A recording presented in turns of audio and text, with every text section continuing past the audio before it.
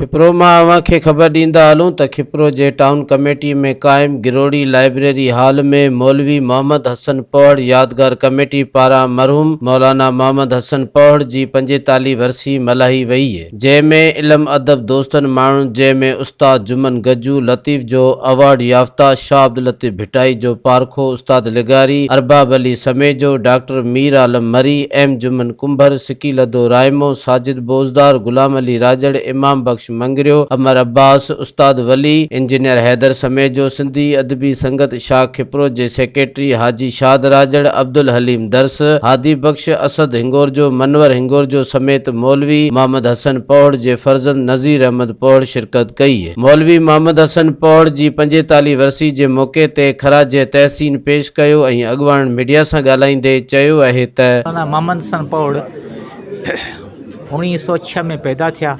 पहिरीं झंडेमरी में रहंदा हुआ। उतां जेको तो मुख़्तलिफ़ मदरसनि मां तालीम हासिल करे हाजी मलूक पौड़ जे ॻोठ में मदरसो क़ाइमु कयो। उन मदरसे में परे परे जा शागिर्द अची तालीम हासिल कंदा हुआ। पाण शागिर्दनि सां एतिरो मुहबत कंदा हुआ जो हुन जा कपिड़ा बि पाण धोईंदा हुआ ऐं उनजी तीमानदारी पाण कंदा हुआ ऐं हुननि जो सम्झ त माइट सम्झी हुनजी औलाद जी ख़िदमत कंदो थी ऐं बिना कंहिं ज़ात पात जे, बिना कंहिं ॻाल्हि जे हर क़ौम जे माण्हुनि जी ख़िदमत कई। हर मक़तब ऐं माण्हू परे परे हैदराबाद खां, दादू खां ऐं घोटगी खां, घोटा ज़ात जा हूंदा उहे ईंदा हुआ, कुरेशी हूंदा दादू उहे हिते अची पढ़ंदा, ख़ुशि कंदा। ऐं उनखां पोइ जेको हैदराबाद जो मां जेको तो हुंवार शागिर्दनि मां अब्दुल कादिर हाले पुटो जेको वज़ीर आला निगरान वज़ीर आला सिंध जो थियो। उनखां पोइ केतिरा ई MPA MNA असांजे हिन तरह जा MPA ऐं मुंहिंजो MNA ख़ान साहब अब्दुल कुद्दूस ख़लीफ़ो मोहम्मद आकिल जेको मिनिस्टर थिया। और उनखां सवाइ हाजी मोहम्मद उस्मान मरहूम उहे वालिद साहब जा शागिर्द हुआ। हाजी हसन अली बि वालिद साहब जा शागिर्द आहिनि। ऐं उनखां पोइ ॿिया केतिरा ई ॿिया हर क़ौम जे माण्हुनि जी ख़िदमत कई। कंहिं कोई मतभेद कोन हुई, न हिंदू न मुस्लमान, केरु बि अचे तालीम लाइ हुन जा दरवाज़ा खुलियल हूंदा। हुनखां जेको बि थींदो त उनजी ख़िदमत कंदो। जंहिंमें आलूमल वक़्तोमल इन जा छोकिरा उन टाइम जा ऐं ॾिसंदो असीं नंढड़ा हूंदा हुआ पर ॾिसंदा हुआसीं। इन करे हुनखे जेको त हिते हेड मास्टर करे रखियईं ऐं हिते स्कूल हलाईं ऐं बाक़ाइदे स्कूल जी रिज़ल्टूं जेके ईंदियूं हुयूं टॉप ते हूंदी ऐं इन रिज़ल्ट जे करे हिते डिस्ट्रिक्ट काउंसिल जो स्कूल हलंदो उहो बंदि थी वियो। उनखे ग्रांट गवर्नमेंट ॾियणु बंदि करे छॾी, छो त हिते जा शागिर्द जेके फस्ट क्लास में जेकॾहिं 20 छोकिरा जेके असांजा हूंदा मैट्रिक में त 20 मां 15 छोकिरा जेके हूंदा फस्ट ऐं सेकेंड क्लास में ईंदा ऐं ॿिया जेके थर्ड क्लास में ईंदा। ऐं होॾां हुन पासे मुक़ाबले में जेको DLP गवर्नमेंट जो स्कूल जेको हो डिस्ट्रिक्ट काउंसिल जो, उन में शागिर्द जेके हूंदा 5 पास थींदा फस्ट या त इन में त ईंदो ई कोन न को सेकेंड में थर्ड क्लास ते पास न। पोइ उन करे कारकर्दगी करे उहो स्कूल बंदि थियो ऐं स्कूल इहो इस्लामिया स्कूल जेको मौजूदु आहे उन में इहा बिल्डिंग उन्हनि खे मिली। इलाइक़े जी उहा शख़्सियत हुई जंहिं उन दौर में इल्म जी रोशनी जा ॾिया रोशन कया, जंहिं दौर में माण्हू पढ़ण जे लाइ बि तयारु न हुआ ऐं पढ़ाइण जे लाइ बि तयारु न हुआ।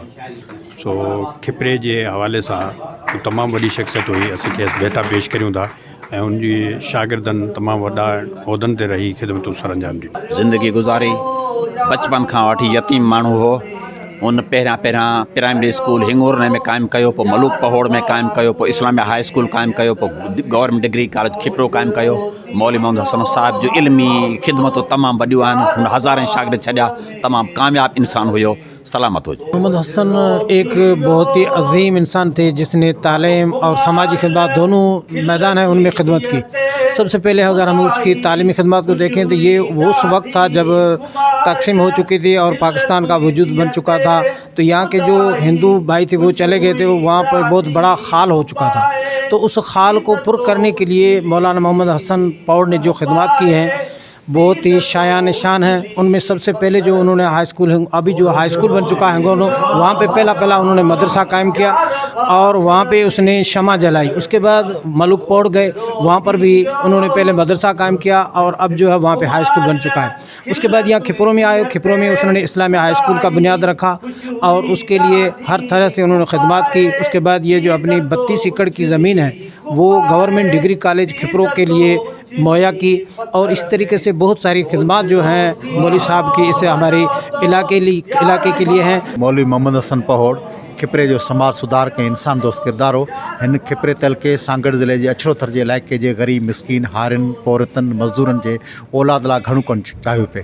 असां चाहियूं था मौलवी मोहम्मद हसन जहिड़ा किरदार जेके आहिनि उहे लिकियल किरदार उन्हनि खे उजागर कजे ऐं ईंदड़ नसुल खे ॿुधाइजे, छाकाणि त मौलवी मोहम्मद हसन पौड़ असांजे खिपरे तलके सांगड़ ज़िले जो मिसकिन जहान खान खोसो हो।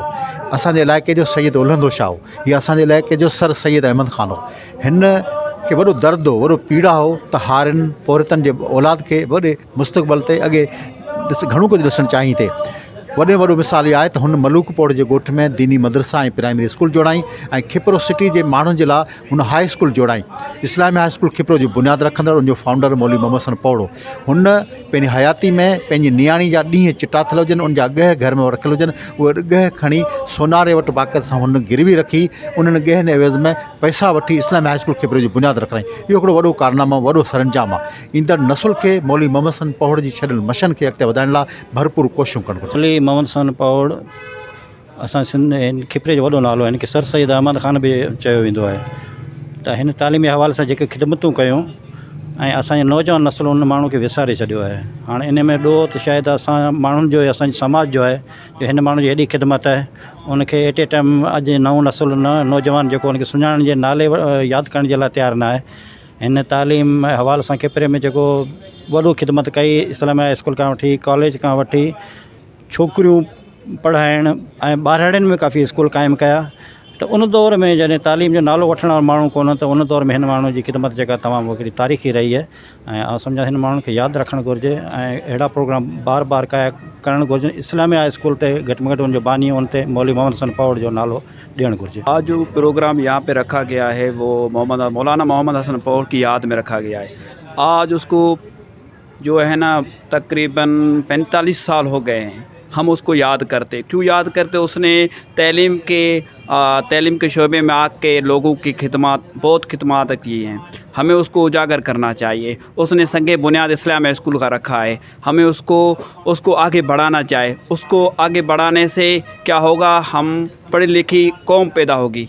हमें इस तरह अवाम की खिदमत करनी चाहिए। आज जो 45वीं वर्षीय है मौलाना मोहम्मद हसन पौड़ की, तो ये एक शख्सियत था खिपरो का जो अछड़ोथर है उसकी ये शख्सियत है। इसने जो तालीम के लिए, जब खिपरो में रुझान नहीं था तालीम का, तब से इन्होंने ये जाखोर किए। यहाँ पे बड़े बड़े कॉलेज उसकी मेहनत से ही बने थे और स्कूल जो है हमारा जो इस्लामिया स्कूल है वो भी इसकी मेहनत से। इसने अपने जो जेवरात थे, अपने जो घर के जेवरात थे वो बेचकर उसने ये बुनियाद रखा था कॉलेज का, जो खिपरो का डिग्री कॉलेज है उसका इसने बुनियाद रखा था। इसके बारे में जो भी कहें लफ्ज़ नहीं है कि हम इसके बारे में कुछ बोल सके। इसके बारे में मौलाना मोहम्मद हसन पौड़ हिकिड़ी वॾी शख़्सियत जंहिं माज़ी में कमु कया आहिनि तालीमी इदारनि जे लाइ, तालीमी खेत्र में जेको उनजो कंट्रीब्यूशन रहियो आहे उहो तमामु पॉज़िटिव रहियो आहे। अगरि उन वक़्त खे ॾिठो वञे त उन वक़्तु मुश्किलातुनि जे बावजूदि, सहूलियतनि जे न हुअण जे बावजूदि हुन जेके इदारा क़ाइमु कया आहिनि जिन में अॻिते निकिरी काफ़ी माण्हू पंहिंजे वॾनि उहिदनि ते पहुता आहिनि। ऐं हीउ इलाइक़ो जेकॾहिं तालीम जे मयार में थोरो घणो बहितरु आहे त इन शख़्सियतनि जो में वॾो कंट्रीब्यूशन आहे। जेकॾहिं इहे शख़्सियतूं उन वक़्तु इहे स्टेप न वठंदा, शायदि हीउ इलाइक़ो तइलीम जे मयार में हींअर आहे इन खां काफ़ी साल, काफ़ी परसेंटेज जे हिसाब सां पोइते हुजे हा। त असांखे अहिड़नि शख़्सियतनि खे यादि करे उन्हनि जे नाले का न का शइ मनसूब करे उन जे नाले के अञा भी वधिक नुमाया करे सके। बहुत बड़े खुश नसीब हैं कि इस सरजमीन पे, हमारे खिपरो की सरजमीन पे एक इतने नामूर शख्सियत जो पैदा हुई थी, जिन्होंने हमारे इलाके में जो तालीमी खिदमत की थी, वो आज हम उसको याद कर रहे हैं। और आज उस शख्सियत की वजह से आज हमारे इदारे भी चल रहे हैं, जो इदारे बने हुए थे। तो अल्हम्दुलिल्लाह हमें खुशी है और हमें और हमारे इन नस्लों में ये चीज़ें हम इसलिए सेलिब्रेट कर रहे हैं ताकि हमारे नस्लों को भी पता चले कि तालीम में सबसे किसका किरदार था।